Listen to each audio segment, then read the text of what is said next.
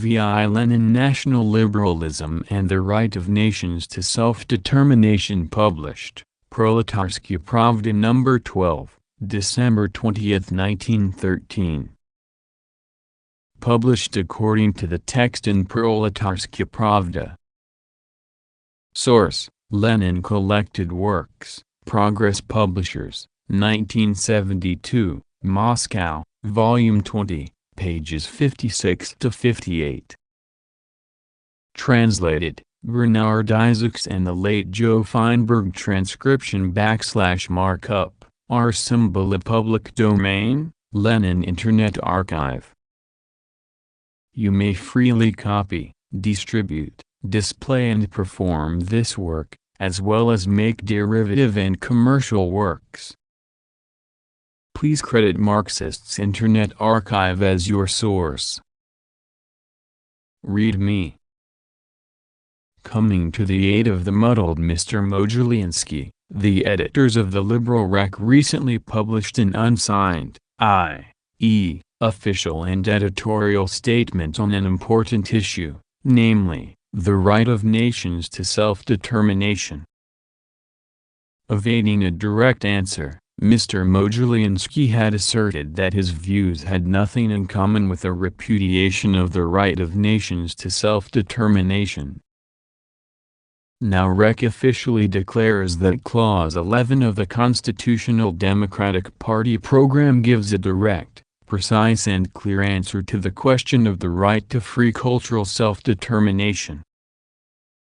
The word we have underlined is particularly important, since it was not cultural self-determination that was discussed in Mr. Mojulinsky's first article, or in Mr. Dontsov's reply to it, or in Mr. Mojulinsky's polemic with Mr. Dontsov. The question discussed was the political self-determination of nations, i.e., the right of nations to secede, whereas by cultural self-determination, a meaningless, pompous phrase, which contradicts the entire history of democracy, the liberals really mean only freedom of languages. Rec now declares that Proletarsky Pravda hopelessly confuses self-determination with separatism, with secession by a nation. Which side is revealing hopeless, or perhaps deliberate, confusion? Will our enlightened constitutional Democrats deny that, throughout the entire history of international democracy, and especially since the middle of the 19th century, self-determination of nations has been understood to mean precisely political self-determination, i.e., the right to secede, to form an independent national state? Will our enlightened constitutional Democrats deny that the International Socialist Congress held in London in 1896, in reaffirming the established democratic principle, to which, of course, the Congress did not confine itself, also had in mind political and not some sort of cultural self-determination? Will our enlightened constitutional Democrats deny that Plekhanov, for example, who wrote about self-determination as far back as 1902, thereby understood political self-determination? Please, gentlemen, explain yourselves more clearly, do not conceal the fruits of your enlightenment from the mob.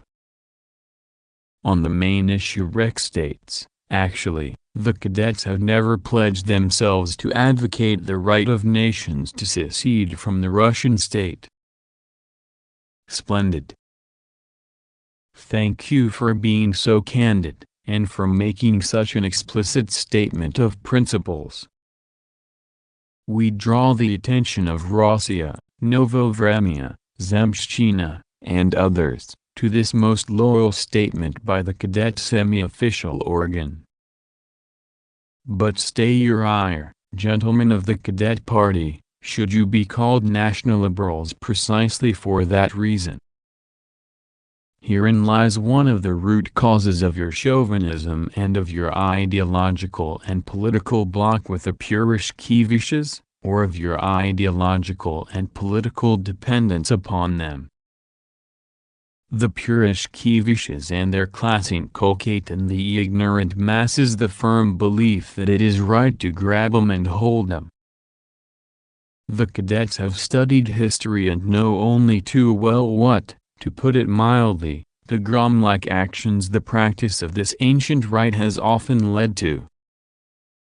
A Democrat could not remain a Democrat, let alone a proletarian Democrat, without systematically advocating, precisely among the great Russian masses and in the Russian language, the self-determination of nations in the political amid not in the cultural sense. Always and everywhere the characteristic feature of national liberalism lies in its taking a stand entirely on the basis of relations and boundaries, determined by the Purishkevich class and protected, often to the detriment of economic development and of culture, by Purishkevich methods. In effect, this means adapting oneself to the interests of the feudal-minded landlords and to the worst nationalist prejudices of the dominant nation, instead of systematically combating those prejudices.